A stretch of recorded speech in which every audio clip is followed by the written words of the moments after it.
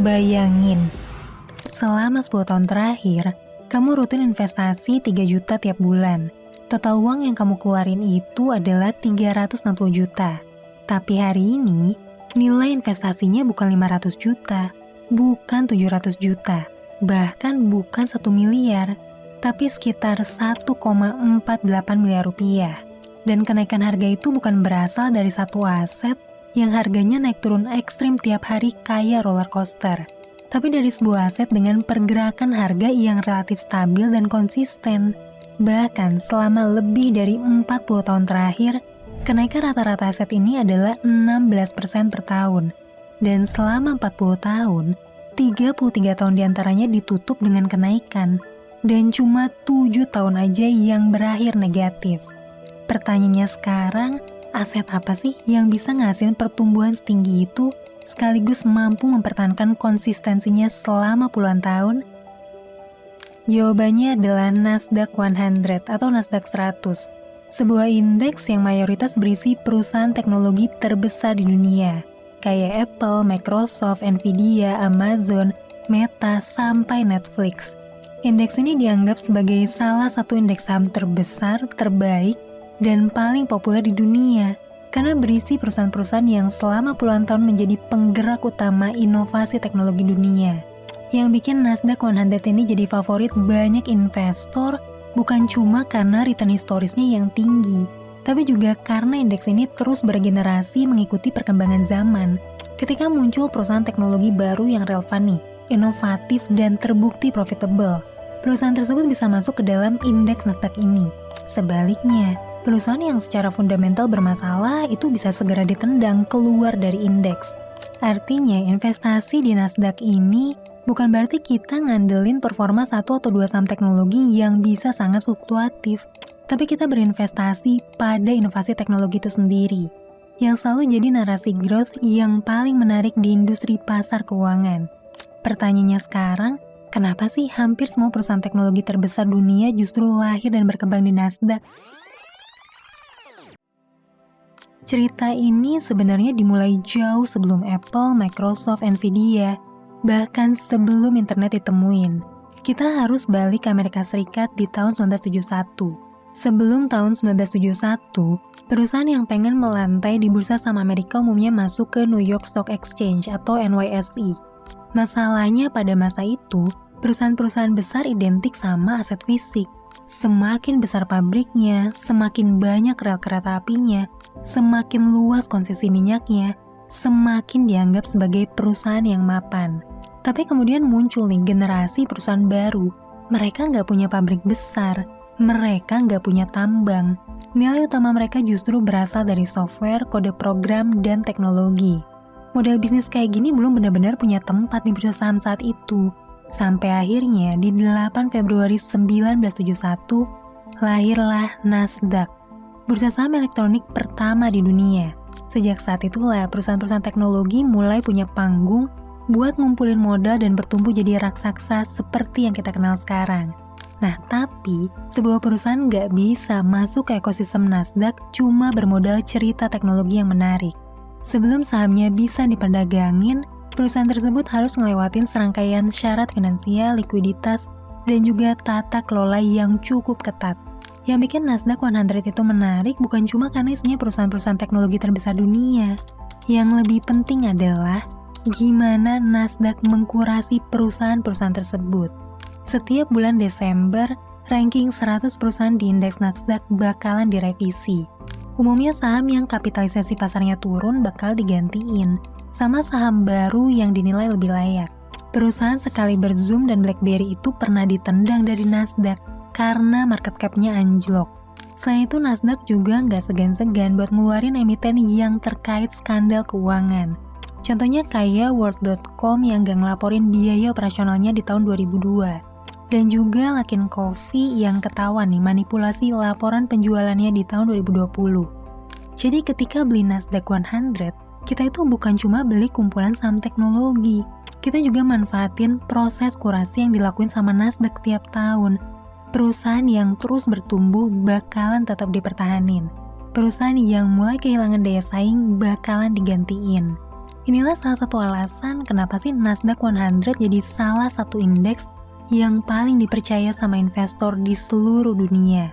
Bukan cuma karena return historisnya yang tinggi, tapi karena kualitas perusahaan di dalamnya terus dijaga lewat proses seleksi yang ketat, transparan, dan berbasis data. Oke, mungkin di sini banyak di antara kamu yang penasaran, gimana sih caranya investasi di Nasdaq? Tapi sebelum itu, aku mau jelasin dulu apa bedanya Nasdaq dan Nasdaq 100 dan gimana cara investasinya. Yang pertama, Nasdaq itu adalah bursa saham sama kayak Bursa Efek Indonesia atau BEI. Itu adalah wadah buat ribuan perusahaan global ngelakuin jual beli saham. Sementara, Nasdaq 100 itu adalah sebuah indeks yang berisi 100 perusahaan terbesar yang terdaftar di bursa Nasdaq. Tapi Nasdaq 100 itu bukanlah aset yang bisa langsung kita beli atau kita investasiin. Nah, aset yang bisa kita beli adalah aset keuangan kayak ETF yang tugasnya ngikutin performa Nasdaq 100. Saat ini aset ETF terbesar dan paling populer yang mengacu pada Nasdaq 100 adalah Invesco QQQ Trust yang punya kode saham QQQ. Bisa dibilang QQQ ini adalah produk investasi yang berisi seluruh saham yang ada di daftar Nasdaq 100 dan ngelakuin penyesuaian secara berkala supaya pergerakan harga asetnya terus ngikutin pergerakan harga indeks Nasdaq.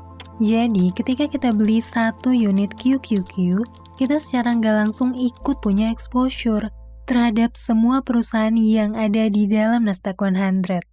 Banyak investor yang suka sama narasi inovasi teknologi, tapi nggak mau gitu bertaruh sama salah satu perusahaan secara spesifik. Dengan filosofi itu, kita nggak perlu menebak apakah 5 tahun lagi Nvidia masih jadi pemimpin AI, apakah Apple masih mendominasi smartphone, atau perusahaan mana ya yang bakalan menjadi bintang berikutnya. Selama perusahaan tersebut berhasil menjadi salah satu perusahaan terbesar di Nasdaq, indeks ini bakalan terus nyesuaiin komposisinya secara otomatis. Nah, kalau kamu pengen investasi ke ETF QQQ kayak gini, salah satu platform yang udah nyediain aksesnya di Indonesia secara resmi dan jauh lebih mudah adalah platform XTB. Lewat XTB, investor Indonesia bisa beli ETF Amerika kayak QQQ secara langsung dalam satu aplikasi. Jadi, daripada harus beli puluhan saham satu persatu, kamu cukup beli satu ETF aja. Dan kamu udah dapetin exposure ke mayoritas saham teknologi terbesar di dunia dalam satu transaksi. Aku sendiri sempat ngitung nih beberapa simulasi menarik dari return ETF QQQ yang ngikutin pergerakan Nasdaq 100 ini.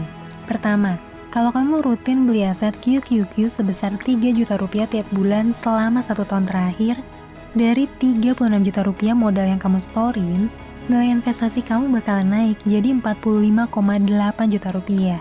Atau untung sekitar 27,4%. Kedua, kalau kamu rutin beli aset QQQ ini sebesar 3 juta rupiah tiap bulan dalam 3 tahun terakhir, maka dari 108 juta rupiah modal yang kamu storein, nilai akhir aset kamu mencapai 191,2 juta rupiah. Yang artinya kamu dapetin keuntungan kotor sebesar 83,2 juta, atau sekitar 77% dalam 3 tahun. Menarik banget kan? Dan kalau kita lihat, grafik pergerakan harganya juga konsisten banget selama puluhan tahun. Selain QQQ, di XTB juga ada lebih dari 650 saham dan ETF global. Jadi kalau suatu saat kamu pengen investasi ke indeks S&P 500, perusahaan-perusahaan Amerika, atau ETF global lain, semuanya juga bisa diakses dari platform yang sama. Nah, pas video ini dibikin, XTB juga lagi ngadain promo buat pengguna baru. Kamu bisa dapetin bonus $10 dengan minimum deposit $100, atau bonus $25 dengan minimum deposit $200. Caranya juga cukup sederhana. Kamu bisa download aplikasi XTB lewat link yang ada di deskripsi video. Lakuin registrasi, terus masukin kode referral ngomu. Ini wajib ya supaya akun kamu terdaftar buat ngikutin program promo tersebut. Setelah akun kamu selesai dibikin, kamu tinggal ngelakuin deposit aja sesuai nominal minimum yang ditentuin. Entah itu pakai rupiah ataupun dolar Amerika. Terus jangan lupa klaim bonusnya sesuai syarat dan ketentuan yang berlaku. Pada akhirnya, alasan kenapa banyak investor dunia milih Nasdaq 100 bukan karena mereka tahu perusahaan teknologi mana yang bakalan jadi pemenang berikutnya. Justru karena mereka sadar gak ada yang benar-benar tahu. 15 tahun lalu mungkin orang ngira BlackBerry bakalan nguasain dunia. Beberapa tahun lalu semua orang ngomongin Zoom. Hari ini mungkin Nvidia. 10 tahun lagi bisa jadi nama yang berbeda lagi. Daripada sibuk nebak siapa pemenangnya, banyak investor yang milih buat beli indeks yang terus ngikutin para pemenang tersebut. Dan itulah kenapa Nasdaq 100 jadi salah satu indeks saham paling favorit pilihan para investor top dunia. Semoga video ini bisa bermanfaat dan nambah wawasan kamu semua ya. Sampai ketemu lagi di video selanjutnya, tetap di channel Ngomongin Uang. Karena ngomongin uang, gak ada habisnya.